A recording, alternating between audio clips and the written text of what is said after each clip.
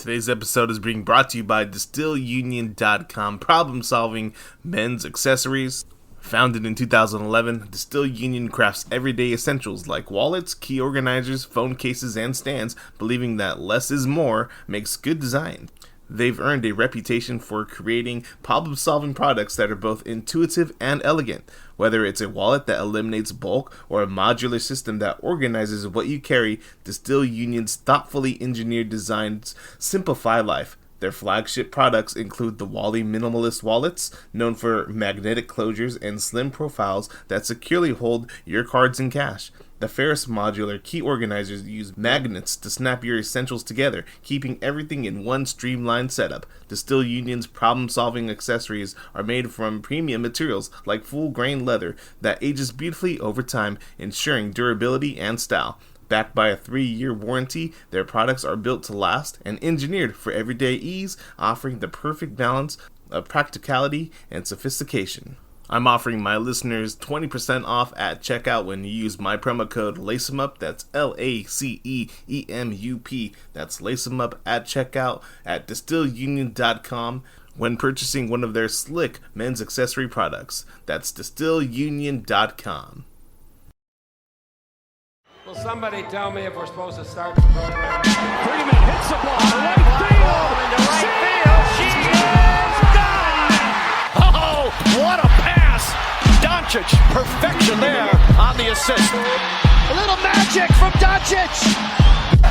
Stafford takes the shoulder, takes a shot downfield. It is caught by Nacua. He picked him on his shoulder and made the catch. One of a kind player. One of a kind season. Shohei Ohtani starts the 50-50 club. It's up and in on the count. LeBron James at the buzzer. This game's in the Admiral refrigerator. The door is closed, the lights out. Butter's getting hard, the eggs are cooling, and the jello is jiggling.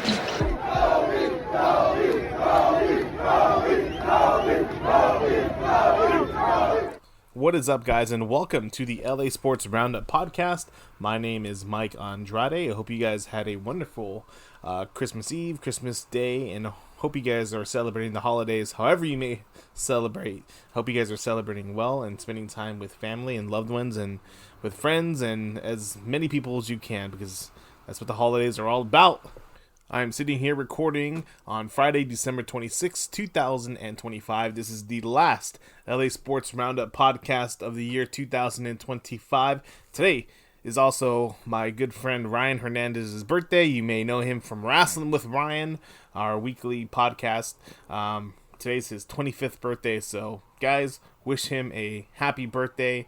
Hopefully he's spending it well with his family up at his cabin. I was supposed to be there up right now, but it's raining here in LA. It's raining, it's coming down, it's pouring, and roads are just too slick. You guys know more than anything. If you guys are commuters, which if you're living in Southern California, you know, if it starts raining, people don't know how to drive. And it's way too dangerous going up that grapevine and everything right now. But I'm gonna try and make it up this weekend to spend a little bit of time with Ryan and his family, and then we'll probably be recording a podcast up there pretty soon, the last Wrestling with Ryan of 2025 before we get on to the new year. It wasn't a very Merry Christmas for the Lakers last night, as the Lakers got blown out on Christmas Day 119-96, and it wasn't much of an effort whatsoever, especially on the defensive end. And I gotta tell you, I've been watching basketball for a long time, and it's become very clear when a team is just undermanned, they're unable to defend at an elite level, they're unable to shoot at an elite level. That's one thing. But when a team has been put together to been able to be at the top of a conference, be at the top of the NBA, and you're seeing a slide in regression here from the Lakers, it's very, very obvious that changes need to be made, because the Lakers are very much sliding in the wrong direction right now. I've been watching basketball for a long time, and I don't know what it is about Christmas Day, but why does Christmas Day always get the worst out of the Lakers? For years now, year after year, we consistently lose badly on Christmas Day. Besides last year, we beat Golden State on the road, but beyond that, when have we ever played well on Christmas Day? At home, especially. I can't think of a single other time in recent memory that we've played well at home on Christmas Day. And last night, was one of it, if it wasn't the worst, it was definitely a match of one of the worst performances we put on Christmas Day. I mean, there was no energy, no activity on the court. There was no defense whatsoever. There was no defense. I mean, guys were just barreling their way through to the hole, and they were getting whatever shot they wanted. Kevin Durant was getting whatever he wanted last night from the field. And let's go through some of the Rockets' numbers here from last night, because it was pathetic. Pathetic is not even the word, or it's an understatement to categorize it in a way of how the Lakers played defense last night. Jabari Smith Jr. from the Rockets, his plus minus was 25. He had 7 rebounds, 16 points, and let's see here, 1 block. All right, Kevin Durant in 33 minutes had 8 assists, 25 points. Let's see here, 1 steal and 2 blocks. Alfred Sengun, 12 rebounds, 4 assists, 14 points. Tari Eason, 3 points, 2 assists. 3 rebounds, 2 assists, and 13 points as well. Amen Thompson, 7 rebounds, 5 assists, 26 points. I mean, my gosh. And that's just a starting 5. That's just a starting 5. Reed Shepherd came off the bench and put 13 points. Thank God nobody else really had any points off the bench, but just their starting 5 alone killed the Lakers. And that was it. That was enough. The Lakers put no effort into playing defense last night, and they got killed. And that's something that is very, very concerning going forward, because this has been the trajectory the last 10 games or so. Yeah, we're about 500 in these games, maybe a little more, a little less. But the trajectory going down right now, it's not good. It's not good at all. Now let's look at some of the Lakers stats from last night. Okay? Rui Hachimura, 2 rebounds, 1 assist, 0 points, 1 steal, 0 blocks. His plus minus was minus 29. That Rui Hachimura, I've been frustrated with him in the past, but seemingly he had a really good playoff last year and he had a good start to the season. But the number one thing for Rui Hachimura is his consistency. He is not consistent whatsoever. I've said at points where he could have been like the Lamar Odom for this team. Lamar Odom would come off the bench for the Lakers back in 2009, 2010, and would be a starting caliber player, but off the bench. And he would give you consistent numbers, 18 and 9. And I feel like that's what Rui Hachimura should be able to give you. But no, look at that. 0 points? That's unacceptable whatsoever coming from Rui Hachimura. And I don't care what's going on with him. That's unacceptable whatsoever. All right, LeBron James, 18 points, but, he's in year 23. And we're going to get to LeBron James in a second here, because I think more than anything, he might be the catalyst to what's going on with the Lakers right now. But DeAndre Ayton, 10 points. All right, let's see here. 2 rebounds. 2 rebounds for DeAndre Ayton. Unacceptable as well. His plus minus was minus 14. We're going back to LeBron's too. His plus minus was minus 33. But Austin Reeves, 12 points, 1 rebound, 1 assist. Okay, but he also left the game early last night due to left calf soreness. Either way, look at Austin Reeves has been dealing with an injury. But you know what? His numbers, in a sense, even though they're good numbers, he hasn't been the same since LeBron James has come back from whatever he was dealing with the back spasms from the beginning of the season. He hasn't been the same. And Luka was Luka last night with 25 points, but even he's been struggling from the field. I know he was out for a couple games with dealing with whatever injury he had, but he hasn't been the same as well the last few weeks. Altogether, there's a big, big problem with the Lakers right now, and it has to do with their defensive effort and energy, and also just effort altogether. The Lakers have played 10 games in the month of December, and were 4-6 in those 10 games. The month of December has not been pretty for the Lakers whatsoever, and I feel like that's a pattern for the Lakers over the last few seasons, whether it was with Darvin Ham or now JJ Redick. The month of December is not a pretty month for the Lakers. And I feel like because it's one of those months where, a team starts off hot, but then as time goes on, you can teams start filling in the holes and figuring out where to attack. And they're definitely figuring out where to attack and how to exploit the Lakers as much as possible. We're 4-6 in the month of December. Not good. That's after going 11-2 in the month of November. 11-2 to start the season. And boy, was JJ Redick, the Lakers head coach, hot about last night's loss. He said in his post-game press conference, "We don't care enough right now," Redick said. And that's the part that bothers you a lot. We don't care enough to do the things that are necessary. We don't care enough to be professional. Professional meaning guys that are just coming out there and not caring whatsoever about their effort. And he's right. The Lakers are not putting in any effort whatsoever, and it was on display last night.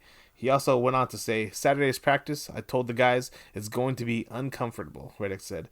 "The meeting is going to be uncomfortable. I'm not doing this another 53 games." The two words of the day were effort and execution, Redick said, and I feel like we've done both of those things at a high level. We've been a good basketball team. When we haven't, we're terrible. We're a terrible basketball team. And tonight, we were a terrible basketball team. And that started legitimately right away.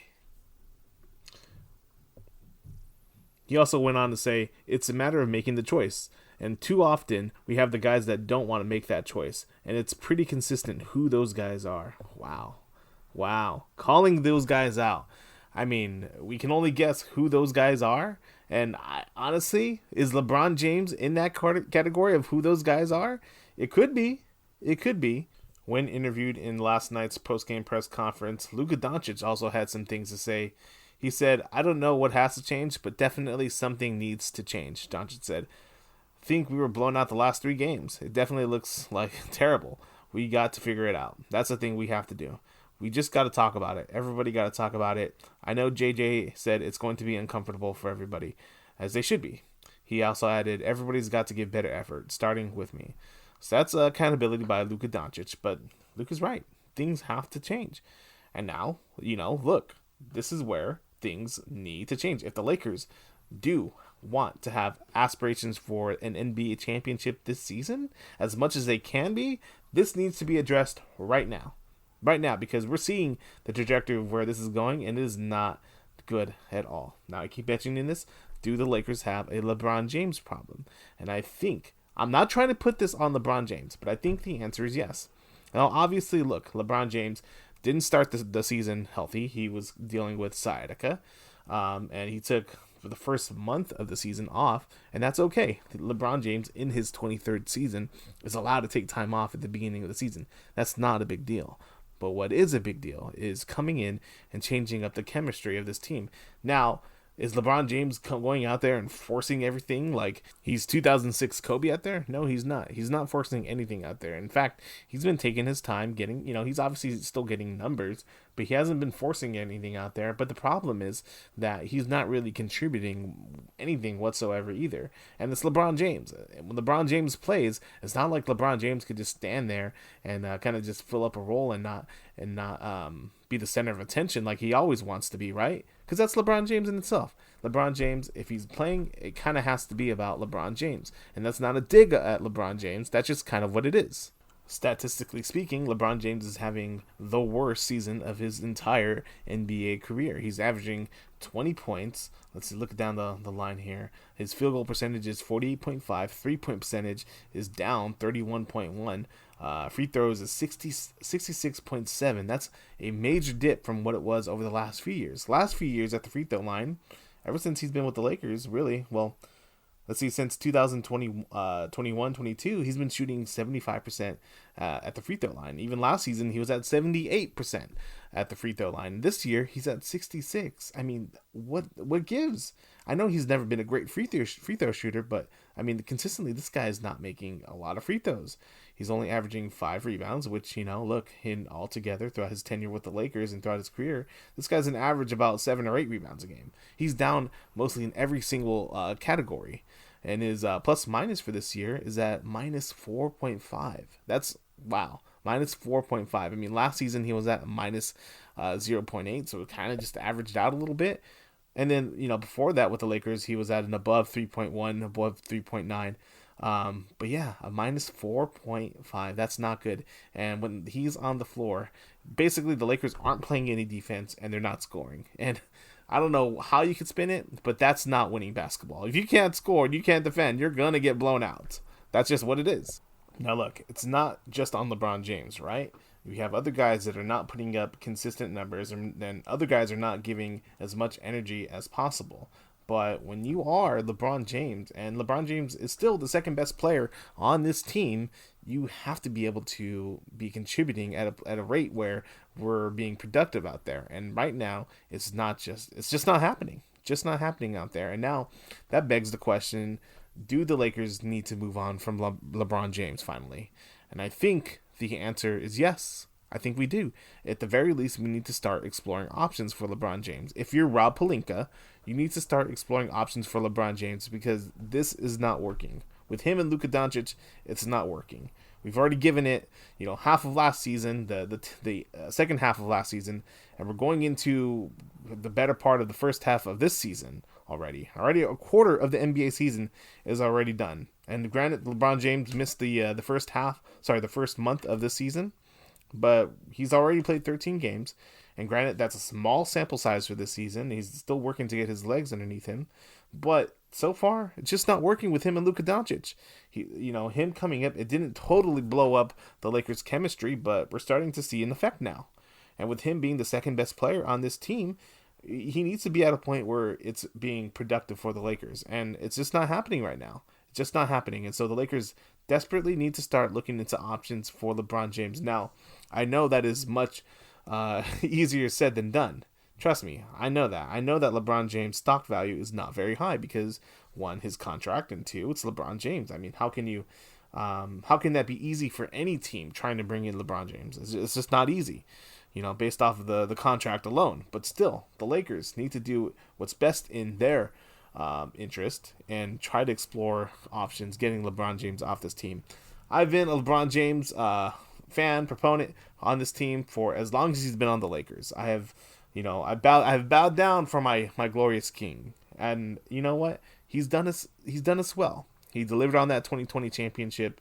He has, kept the team relevant through many, many years. We have been in the playoffs, seemingly been in the playoffs, besides a couple years.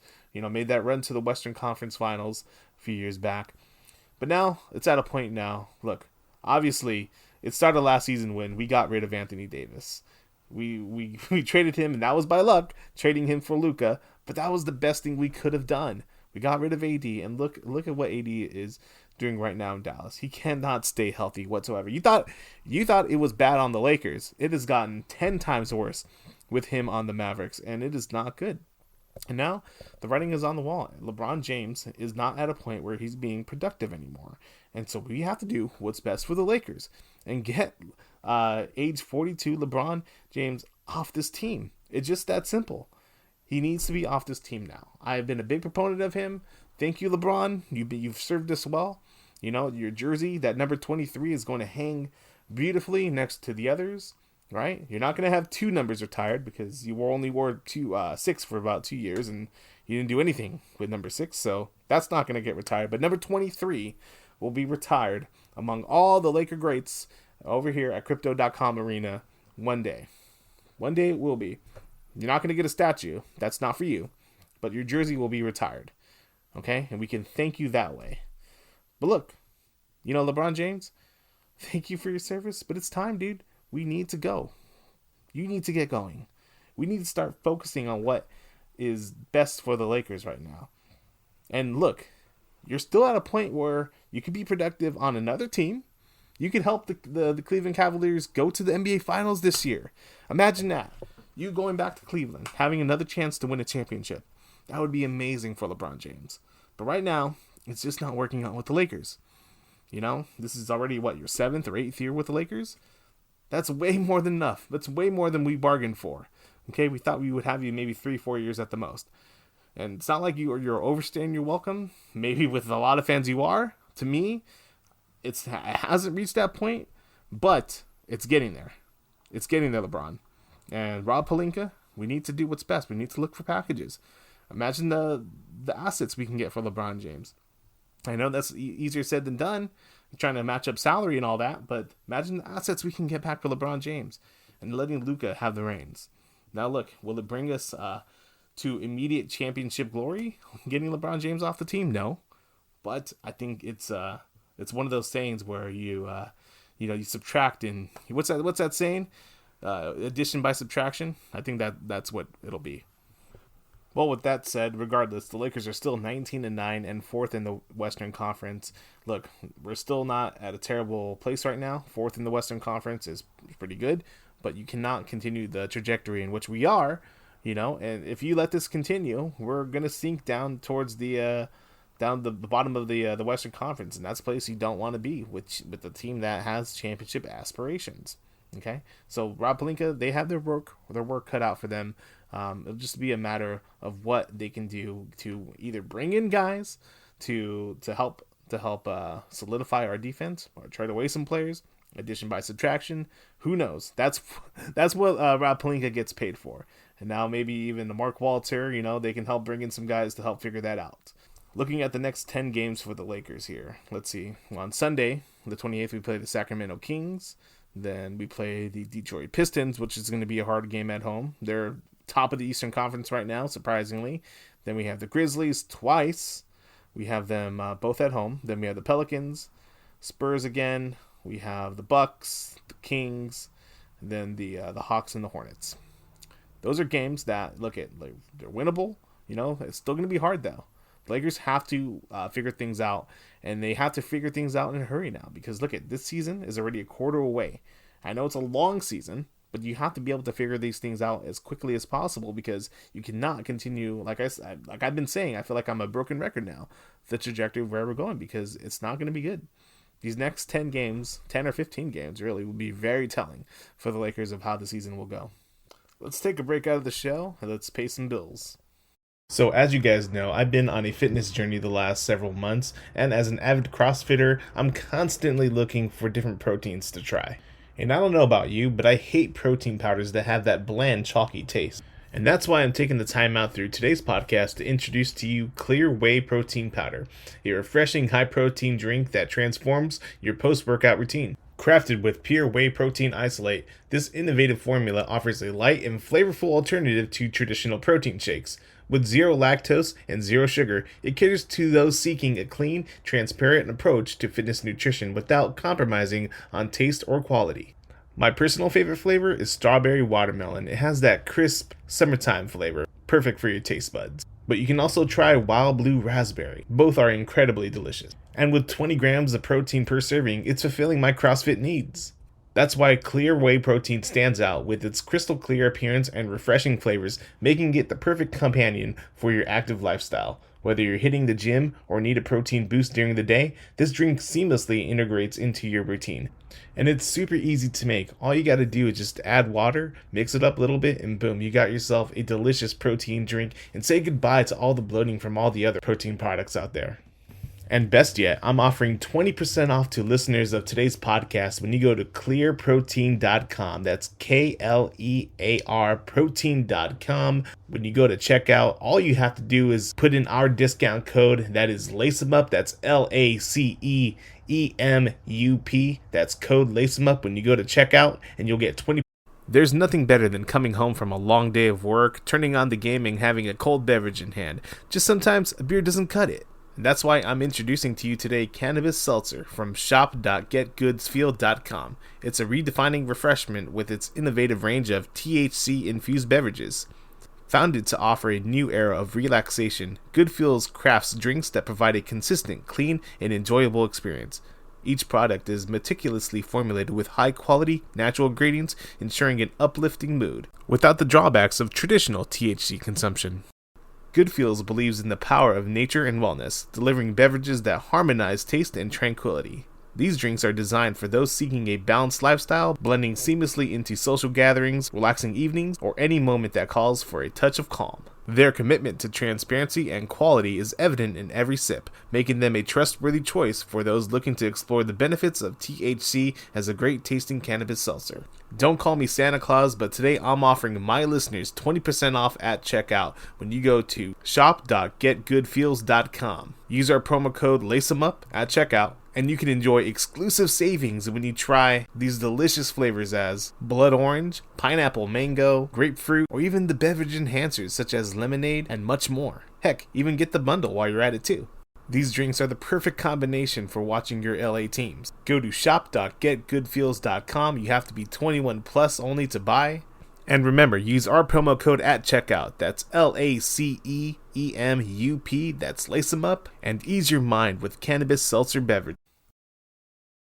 All right, we are back now. We're going to be heading into our Week 17 Rams report, where the LA Rams suffered just a crushing overtime loss, 38-37 against the Seattle Seahawks in Seattle last Thursday night, in a game in which had massive NFC implications. I mean, massive is an understatement. This just wasn't a loss for the Rams. This was a game that effectively shifted the NFC balance. And now look at it. Like the 49ers are back in the picture. The Rams, if they had taken care of business last Thursday night, could have sealed the deal for wrapping up the number 1 seed in the NFC. And now, with that loss, they're basically having to win out their remaining games against the Falcons and I believe against the Cardinals coming up. They're going to have to win out because that was a massive loss. But with that loss, the Rams had built a 30-14 lead deep into the fourth quarter.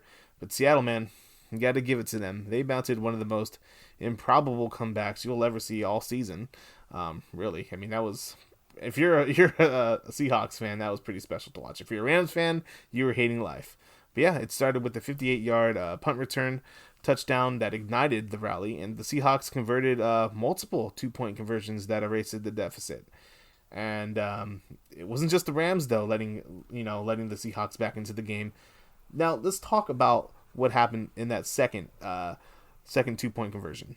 So the Seahawks had just scored. They got the score within 2 points at 28-30, and they're trying for their second 2-point conversion. And so what happens is Seahawks quarterback Sam Darnold throws an incomplete pass to the left side of the field, but it ends up being ruled incomplete, and which looks like it is incomplete because Jared Verse broke it up, or I think it just hit the side of one of the receivers' helmets. And so it's marked incomplete, right? But then so they didn't get the 2-point conversion. But then the referees are looking at it, and they're trying to determine if it's a backwards pass or not. Because if it is a backwards pass, and which I had never heard this rule ever before, if it is a backwards pass, or at least what they determine to be a backwards pass, then because it's broken up, it's a continuing play. And so what happens is the play is called dead, and basically Charbonnet from the Seahawks comes up and picks up the ball in the end zone. And with him doing that, it is now ruled a touchdown. So the referees, they huddled together. They determined that it was a backwards pass, it's not even clear that it was a backwards pass to begin with. It has to be a clear trajectory of with the line of the ball is going. They showed it from every which angle. It was still very unclear from even seeing all of those angles if it was a backwards pass or not. But the referees determined that it was a backwards pass, and because it was broken up, the play was still alive, even though the whistle had just been being blown. And in that case, I guess it didn't matter. Maybe it was just an erroneous whistle. I'm not sure. But Charbonnet picked it up in the end zone, and it counted as the 2-point conversion was successful. But we're not going to blame it on that alone because that was just 2 points. The fact is the Rams blew that game. They had a 30-14 lead going into the fourth quarter, and they blew it. They basically blew it. They capped off 2 touchdowns by the Seahawks, and they let the Seahawks turn 3 2-point conversions to win the game. And especially in that last, in overtime, the game went into overtime, and the Seahawks again had the chance to win the game after the Rams had scored by Puka Nacua. Right? And so the Seahawks came down the field, they scored again, and they basically captured on another 2-point conversion, this time very, very easily. And that was all she wrote for the Rams that night. And what makes this defeat sting even more for the Rams is how complete their performance was for most of the night. I mean, Matthew Stafford threw for 457 yards and 3 touchdowns, yet the Rams couldn't even come close to closing this one out. Even with Devontae Adams out of the game, he didn't even play. He was sidelined with a hamstring aggravation. They still couldn't close it out. They had that lead. It was all for the Rams. It was basically for the Rams to close that one out, and they didn't. They didn't close it, and they suffered. They suffered that loss, and now they're suffering the consequences for blowing that lead. And there's definitely some consequences for blowing that lead in terms of accountability. The number one thing that the Rams have been plagued with all season long is their special teams, and it bit them in the ass this past Thursday as there were special teams miscues, including that punt return touchdown and all the missed field goals well, not all of them. There was only, one missed field goal during the game, but all those missed field goals from throughout the season, they were critical, and it bit them on the ass last Thursday. And basically, it was the aftermath that led to the firing of special teams coordinator Chase Blackburn, marking head coach Sean McVay's first in-season coaching change, and a clear statement to these errors that can't continue as the postseason looms in the near. Now the Rams try to pick themselves off the floor and try to, brush the dirt off their shoulders, like Jay-Z would say. Entering the last Thursday's matchup, the Rams and the Seahawks, they're tied at 11-3 in the NFC West. And but now with Seattle's win, that moved the Seahawks to 12-3, and now they own the top spot in the NFC West and frankly the conference. Now the Rams are behind them; they're now at 11-4 and sit behind Seattle, and now in a precarious position as the playoffs pecking order. And now Monday Night Football against the Atlanta Falcons in Week 17 becomes so much more important. It is crucial that the Rams pick up the victory against the Atlanta Falcons this upcoming Monday. And you know what? It's going to be a game in which the Rams are going to have to, again, quickly brush their shoulders off and then get the victory. And honestly, it's not even about getting the victory. It's about showing what the Rams can do in terms of coming from a loss and showing what they can do in terms of putting it to the Falcons and showing the rest of the NFC who the Rams are. Hopefully the Rams can regain some confidence going into the last week of the regular season. And let's vamos Rams! On to the other side of LA football, the Chargers have now punched their way to the postseason along with the Rams. The Chargers beat the Dallas Cowboys 34-17 in their Week 16 matchup, and now they have punched their way to the NFL postseason. Now the Chargers have a matchup against the Houston Texans. The Texans are looking to punch their way into the NFL postseason as well, so it's going to be a big matchup in terms of if the Texans can get into the playoffs, and if the Chargers can get the win, what their seeding is going to look like heading into the AFC postseason. And all right, you guys, that's going to do it for today's podcast. That was the last podcast of the year 2025 in terms of the LA Sports Roundup podcast. I'll be recording a Wrestling with Ryan podcast in maybe tomorrow or the next day, but that'll be released before the year ends. But again, guys, I want to thank you guys for not only just continuing to support the LA Sports Roundup podcast, but continuing to support Lace 'em Up Sports in general. You guys are obviously the ones that make this happen, the ones that are tuning in, and I cannot appreciate you guys enough for continuing to allow me to do this. And it really makes a big deal in my life that you guys are supporting me in every manner possible. And like I said, I can't appreciate you guys enough. And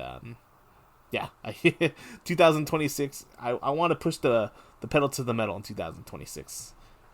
Over the years, we've had podcasts, we've had reels, we've had documentaries. 2026, I really want to put the pedal to the metal in terms of producing content, and it starts with it starts and ends with you guys supporting. And look out for a lot of different things coming out your way in 2026. We're going to continue to push along these weekly podcasts as much as possible. And on top of that, we're going to have a lot more things planned out for you guys. But just thank you guys very much.